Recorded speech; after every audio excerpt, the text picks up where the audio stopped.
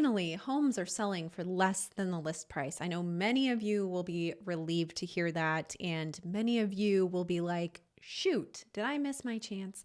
Well, we're going to talk about it today. Let's talk about what has happened in this dismal spring market across the country, not just here in Phoenix, and what we can expect for the rest of the year, including what happens in an election year, because that's kind of some interesting data. So, the typical home is selling for less than list price, the first time that's happened in late spring since the start of the pandemic. I've talked about this a few times on my channel, but we just had a really dismal spring, not just here in Phoenix, across the country. There was a lot of hope for the beginning of this year that we were going to have a rebound year, but mortgage rates had a different plan and really didn't allow us to have that rebound in the spring like many people anticipated. Now that we're in the summer, things have only gotten slower, at least here in the Phoenix area. So the typical U.S. home that sold during the 4 weeks ending June 23rd sold for 0.3% less than asking price. This marks the first time the typical home sold under list price this time of year since the onset of the pandemic. The typical home sold for exactly its list price 1 year ago and roughly 2% above its list price 2 years ago. So we've just seen some deterioration in this. 2 years ago, you could get above list price pretty consistently. Last year, right at list price, and now we're under list price. Additionally, just under 2/3 of U.S. homes sold over asking price during that period. That's the lowest share of any late springtime since 2020, when the housing market had nearly ground to a halt with the onset of the pandemic. It's down from 36% a year earlier. Nearly 7% of home sellers dropped their asking price on average, the highest level since November of 2022. That's when we had that little correction, and up from 4.7% a year ago. So what we're seeing is really this softening in the market. And despite spring being our busier time, we're still seeing the effects of, whether you want to call it a crash, a correction, or just a slowdown, a softening, it's showing up that this is happening across the country. So what is going on in Phoenix? Well, our sales year to date are not great. Last year, we had the lowest number of sales that we've seen since 1995. This year, we are not tracking any better than that. So this is this little blue line here is 2024. The orange line was 2023. We started off kind of on pace, but we have since not kept up with our sales rates from last year. Could this turn around the rest of the year? Maybe. A lot of that'll hinge on mortgage rates, which we'll talk about in a minute. But for now, our sales year to date is not great. Didn't mean to rhyme on that one. And what's happening with our listings under contract? So I've been showing this for the last few weeks. This is our demand in the market. It's the number of buyers that are out there making an offer, coming to terms with sellers. And we're the purple line. As you can see, this is only gone down since week 14-ish, week 17 of the year, started to go down. And you'll notice there is like a seasonal pattern here, right? Last year in 2023, we saw this rise and then back down. Same idea in 2022. 2021 stayed pretty elevated because 2021 was one of those years where we had a lot going on.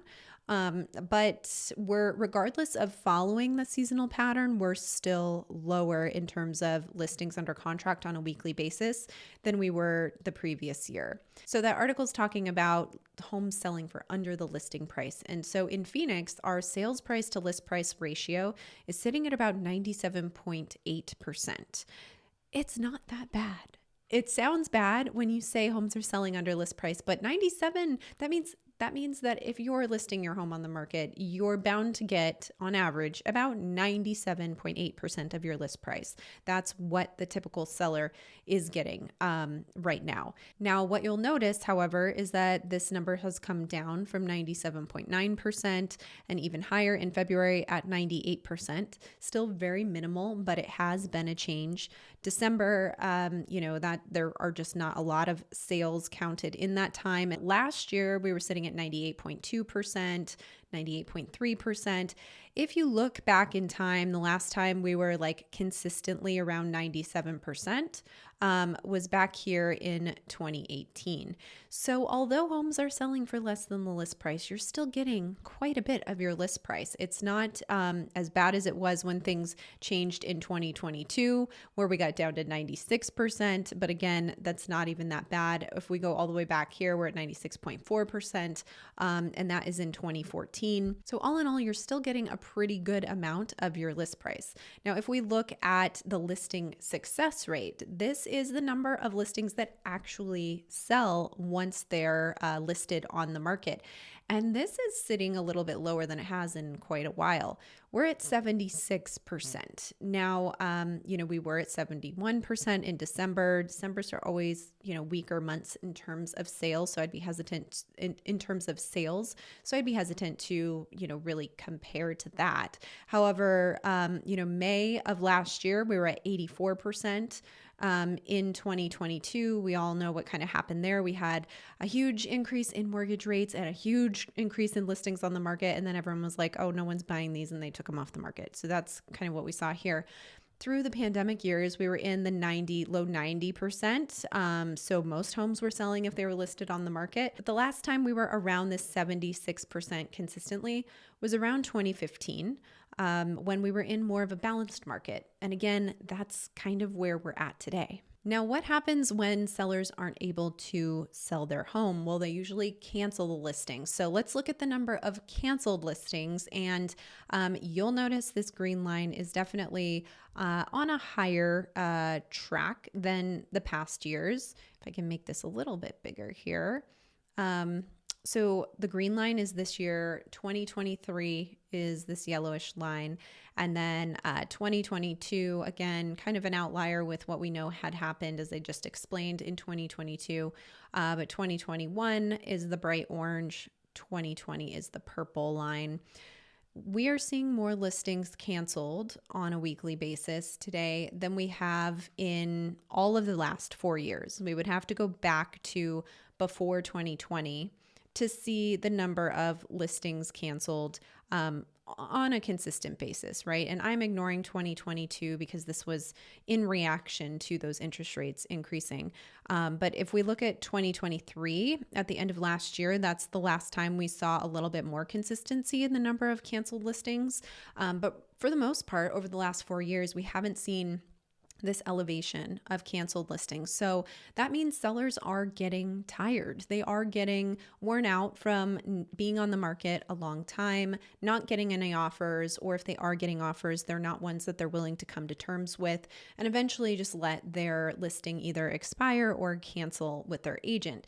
So this is definitely an indication of that feeling in the market, of that overall softening, like we were talking about, things that we are seeing in Phoenix. And so why is all of this happening? Well, we do have just softer demand overall because of mortgage rates.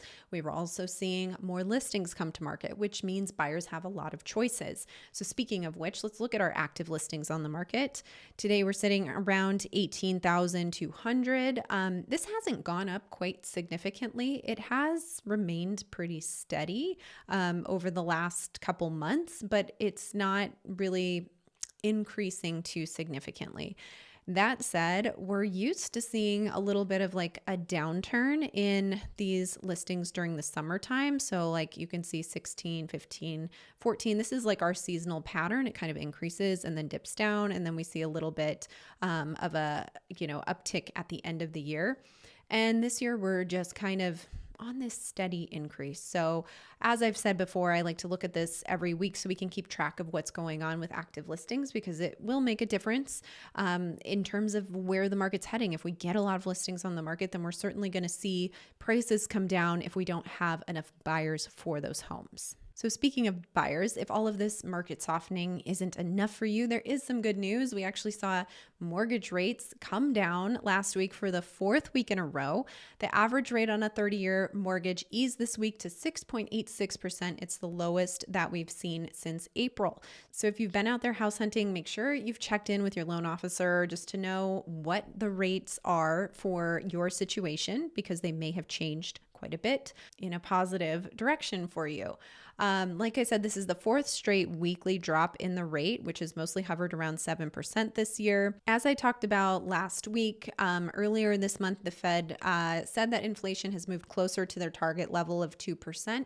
They expect to cut the benchmark interest rate once this year.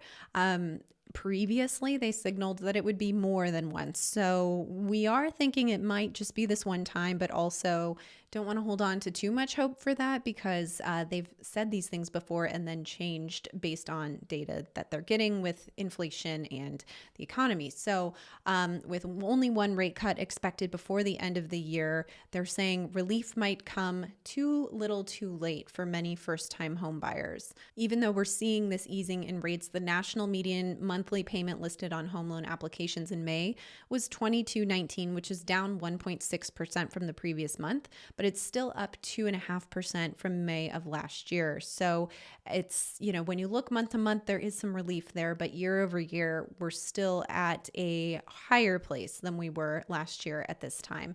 Now, if any of this is helpful for you, by the way, I would love if you would share this with someone who would find value in it and consider hitting that subscribe button so you can be part of our community going forward. Now, what is going to happen for the rest of this year? It's hard to say. First of all, it's an election year. So we're going to talk about some stats on what happens with housing during election years in just a second. But B of A analysts are casting doubts on their prospects for a 2025 sales rebound. There's been a lot of talk of, first of all, 2024 being a rebound in sales. And we all know that that did not take place the way we thought it was. And now that we're in the second half of the year, it's not likely that's going to happen. So 2025 was going to be the year, but now they're saying that there is some uncertainty in home sales forecasts. Bank of America analysts predict that the elevated home prices and mortgage rates coupled with a lack of inventory will limit 2024 sales to 4.1 million. Not only is that more pessimistic than recent projections by NAR, Mortgage Bankers Association, and Fannie Mae, B of A is also forecasting that sales of existing homes will fall again next year to only 4 million. So you can see here the different organizations and what they're predicting in terms of home sales. So for 2024, Fannie Mae is predicting about 4.15 million, Mortgage Bankers Association 4.2 million, NAR, which is the National Association of Realtors, is predicting 4.5 million, and Bank of America at 4.1.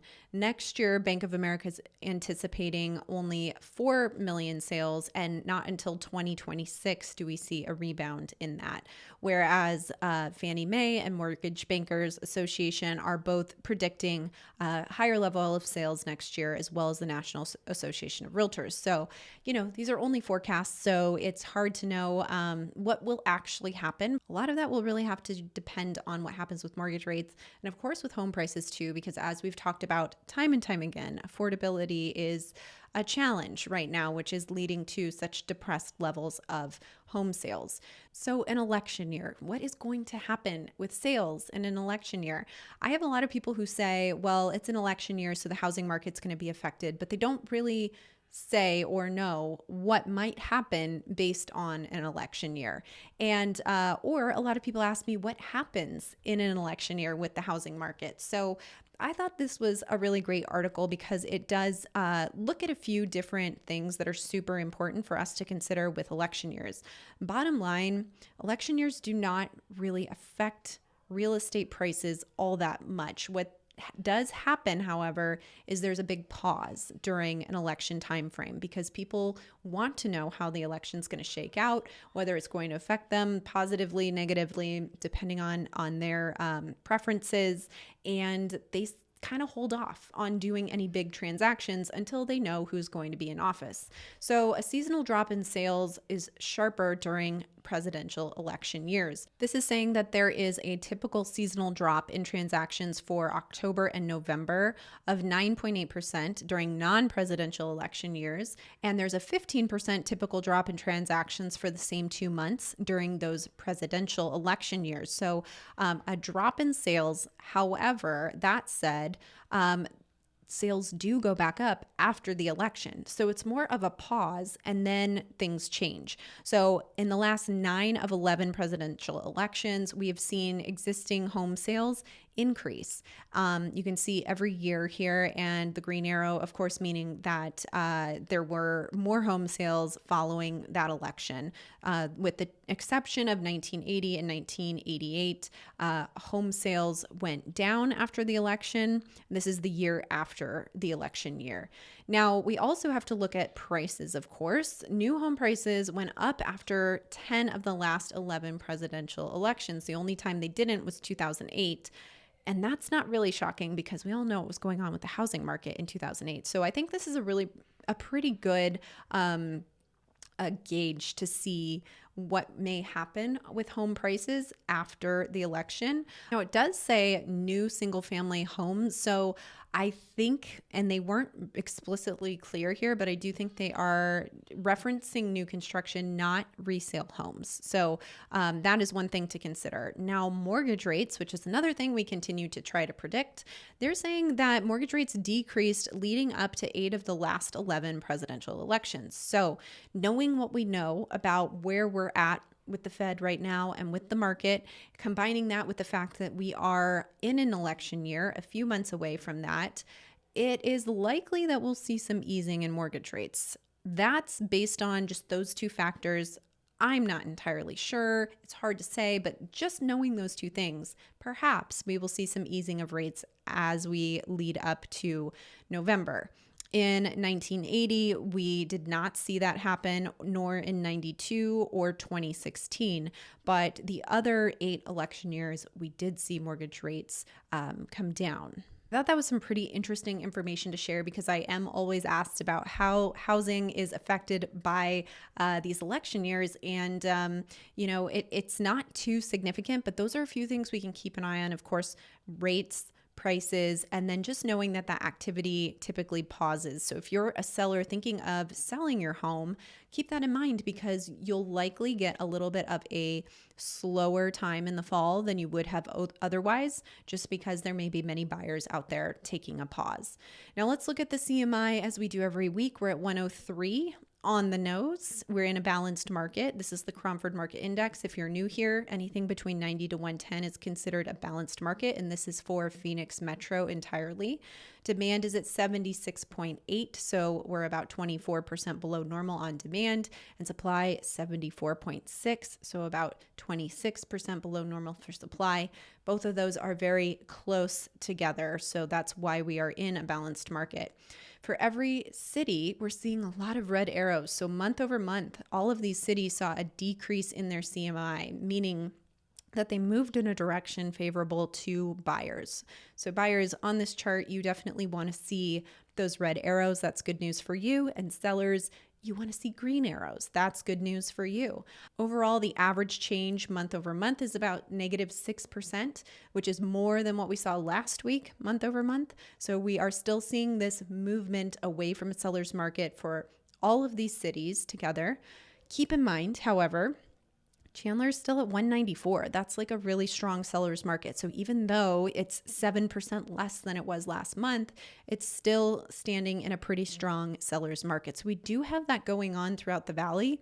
It just depends on the location and then, of course, also the price point. One thing I've been sharing every week is the contract ratio. And I've been sharing the map just so you can see the various zip codes on here and kind of the codes on the left side here. There's a lot of green going on, and green means that we're in a balanced or warm market. So this does coincide pretty well with what we're seeing in the Cromford Market Index.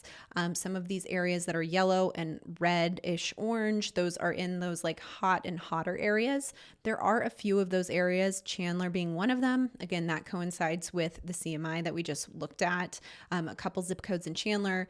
We have some areas of South Phoenix that are kind of warmer, Tolleson as well. A few areas of Phoenix, Glendale, and some North Scottsdale area, it looks like, some North Phoenix. But for the most part, everything is in this kind of warm, balanced market. Sales are down, things are moving slowly, and affordability is tight. If you want to know more details about what's happening in a specific area, like zip code or neighborhood, check the description below. I have a link where you can get a market snapshot for that. If you're not sure what to do at this point based on market conditions and want to set up a discovery call with our team, check the description. You can set one up super easy by clicking on that link there. I'll be back next week with another market update.